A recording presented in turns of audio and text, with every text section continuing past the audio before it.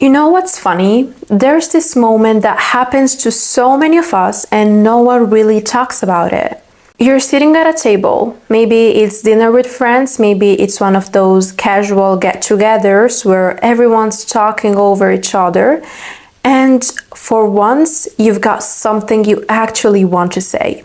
Not small talk, not filler, something good. You know exactly how it sounds in your head. It's clear, it's sharp, the kind of thing that if you said it the way you hear it in your mind, would make everyone at that table stop for a second and really listen. So you start speaking, and then right in the middle of it, it's like your thoughts start colliding. You lose the order, you trip on a word, you double back to fix it, and suddenly you're not smooth anymore. You're just talking, hoping it lands. And you feel it. That tiny shift in the air. Nobody's judging you, not really, but you can tell they're no longer fully with you. And that version of you, the one you know exists in your head, the sharp, captivating version, she just didn't make it out. So you laugh it off, you sip your drink, you move on, but later, maybe on the way home, maybe in the shower, it hits you. Why does this keep happening? Why can't I just say it the way I know I can? And I'll be honest with you, this is not about vocabulary or projecting confidence. You've probably tried all of that. It doesn't stick because the problem is not the words. The problem is the way your mind works in that split second before you speak. And that's where we're changing. So no, I'm not here to give you scripts. I'm not here to tell you to practice in front of a mirror or pretend to be someone you're not. What I'm going to give you is different. 4 simple, strange little shifts that change everything. They rewire the way you think so that when you open your mouth, the room feels it. And once you learn this, you won't just talk differently, you'll move differently. You walk into any room and you'll know, without even saying a word, that when you do speak, people will lean in. Alright, let's get into it. Here's what I've noticed. Most people have incredible ideas. They just bury them under mountains of words. They start talking and it's like they're walking down a long hallway, stopping at every door along the way, opening this one, peeking into that one, hoping that eventually, if they keep walking, they'll arrive at the point. And the problem with that, by the time they finally get there, the room has already lost interest. That's the way most conversations go. Someone begins with a thought. They add some context. They wander through a few extra details, and eventually, if you're still paying attention, you might discover what they were actually trying to say. People don't have the patience for that. When you speak like that, you make them work for it. Now, I want you to imagine doing the exact opposite.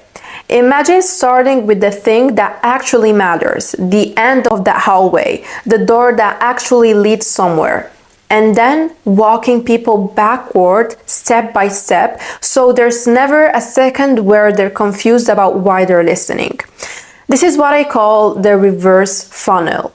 Instead of letting your thoughts spill out in a straight line, you flip the process. You decide what your final point is, the single most important thing you want them to hear, and you drop it first. You don't build up to it. You don't lease it. You claim it. And only after you put it on the table do you bring in the details that support it. Let me show you what I mean. Here's how most people talk.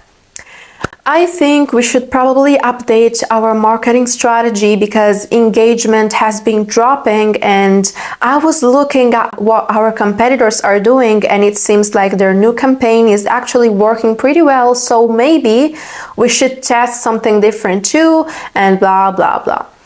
Now, here's the reverse funnel version. The key to our next quarter is updating our marketing strategy. Engagement is down 15% and our main competitor just spiked 20% with their new campaign. Here's how we fix it. Do you feel the difference in that? The first one is like wading through fog, hoping you'll eventually see the shape of what they're trying to say. The second one feels like a statement, and from the very first word, you know exactly where it's going. When you lead with your point, you don't sound like you're still figuring it out. You sound like you've already done the thinking and now you're simply delivering the conclusion with such clarity that people have no choice but to listen. When you speak this way, the effect on the room is immediate. People stop trying to decode what you're saying because there's no mystery left to solve. They already know the destination and now they're just following you to see how you got there.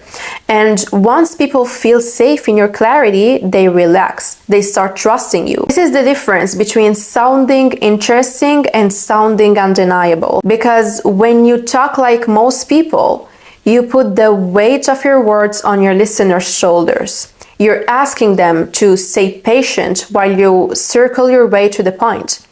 But when you reverse it, you take that weight off, you do the heavy lifting for them. And that's why this feels so magnetic. People want to listen to the person who makes it easy to listen. Let me make this even simpler.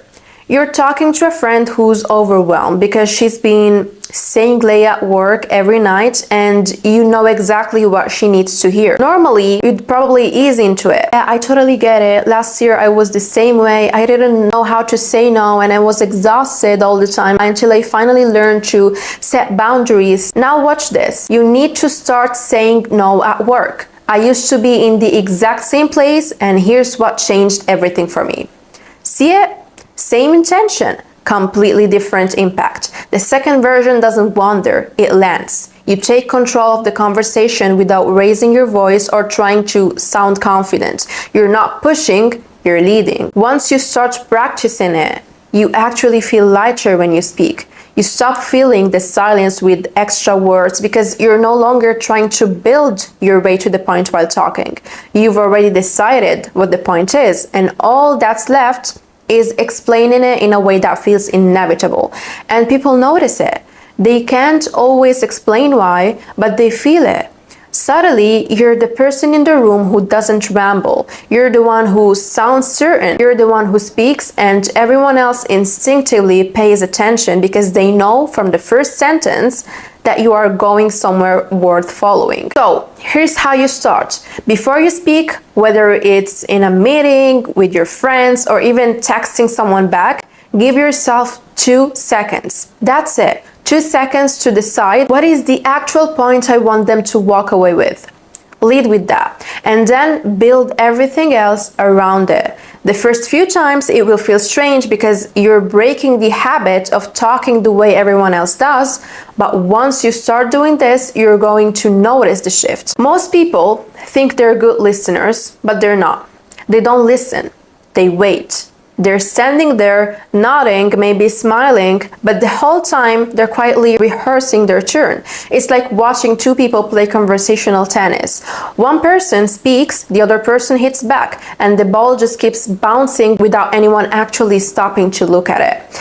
And you can feel it, can't you? You can tell when someone's only half there. They're looking at you, but you can't see it in their eyes. They're already somewhere else, building their response, polishing it, waiting for the perfect opening to throw it back at you. And when you talk to people like that, it's exhausting because deep down, you know they're not really hearing you. Now imagine the opposite. Imagine someone who doesn't just nod along, but actually drops into your words like they're sinking underwater.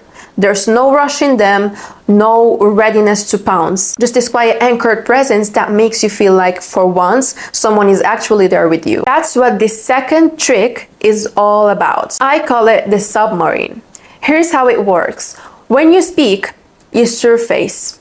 You come up, you make your point, you take your space. But when the other person is talking, you submerge. You shut down every part of your brain that wants to jump ahead. Every little voice that's trying to craft a clever response. Your entire job in that moment is to disappear into their words. You've probably noticed how rare this is. Most conversations are full of little interruptions, filler noises, impatient breaths that tell you someone's already halfway to their next sentence. But when you use the submarine approach, you create silence, and silence is powerful because here's what happens. When you stop drafting your reply in your head ahead and actually give yourself permission to listen, to really listen, you start hearing things you normally miss. Tiny shifts in their tone, the way they pause before a word, the little pieces of truth that most people rush right past. And the funny part is, when you do this, people can feel it immediately. There's something magnetic about being in the presence of someone who's not in a hurry to jump in. It's disarming in the best possible way. They lean in without even knowing why, because it's so rare to feel that kind of undivided attention. The next time someone's speaking and you feel that urge to plan your answer creeping in, I want you to do one simple thing. Repeat their last 2 or 3 words in your head. That's it. If someone says, "I've been so tired lately because work's been insane," your mind quietly echoes, "Work's been insane." Why? Because it forces your brain to stay locked on their words instead of running off to build your speech. It keeps you submerged, fully present, until it's actually your turn to come back up. When you finally respond, your words won't feel rehearsed. They will feel sharp, direct, and natural because they're not a script. They're a reaction to what's actually happening in front of you. You're no longer just another voice waiting for your turn. You become the person who makes them feel heard in a way they didn't even realize they craved. And when people feel heard, they open up. They start giving you more, telling you things they wouldn't normally share, because on some instinctive level, they know you're not just listening to respond, you're listening to understand. That's the kind of presence that makes people come back to you. That's the kind of presence that makes your words carry more weight when it's finally your turn to speak. Because when you surface after truly listening, it's different. You don't just speak, you drop something that lands. Words are cheap until you make people see them. And this is why so many conversations fall flat. We sit there carefully choosing our adjectives, stacking fancy terms on top of each other, thinking that if we just sound smart enough, people will finally get it. But that's not how it works. Nobody is sitting there diagramming your sentences in their head. They're not analyzing every syllable. What they're really doing is building a picture. And if you don't give them one, their mind will wander. They will nod, but they won't feel you. And if they don't feel you, they won't remember you. That's where this trick comes in. I call it the visual palette. Before you open your mouth, whether it's for a presentation, a conversation, or even telling a story over coffee, I want you to pause for just 1 second and pick 3 to 5 clear, striking visuals you want to plant in their mind. Not phrases, not bullet points, images. Because once you know the images, your words start wrapping themselves around them like they were meant to be there all along. If I told you, this project was really hard, we had a lot of challenges, it took forever, you'd probably nod politely and move on. There's nothing wrong with that sentence, it's fine, but it's not sticky. You're not going to remember it in an hour. Now imagine I say this instead. This project felt like pushing a boulder the size of a car up a hill after a storm. The mud was thick, and every time we thought we'd made it, that thing would slide back a little. But we didn't stop, we dug our heels in and we kept pushing. Do you feel the difference? You're not just hearing me anymore, you're there with me. You can almost feel the mud on your shoes. That's what the visual palette does. It turns your words into a movie that plays in their head. Humans don't think in words first, we think in pictures. When you speak in visuals, you bypass all the overthinking, all the overanalyzing, and you land straight in the part of their brain that actually cares. Because people don't remember hard projects or a lot of obstacles, but they will remember the boulder, the mud, and the way you made them feel like they were in that fight with you. That's how you stop sounding like everybody else and start sounding unforgettable. And this is not just for storytelling, you can use it anywhere. Explaining an idea at work, paint it. Sharing something personal with a friend, paint it. Even flirting, oh, trust me, paint it. Because the moment someone can see what you mean, they stop just listening. They start experiencing you.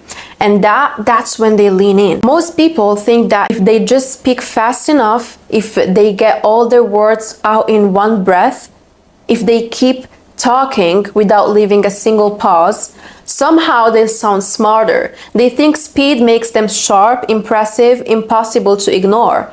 But have you ever actually listened to someone who speaks that way?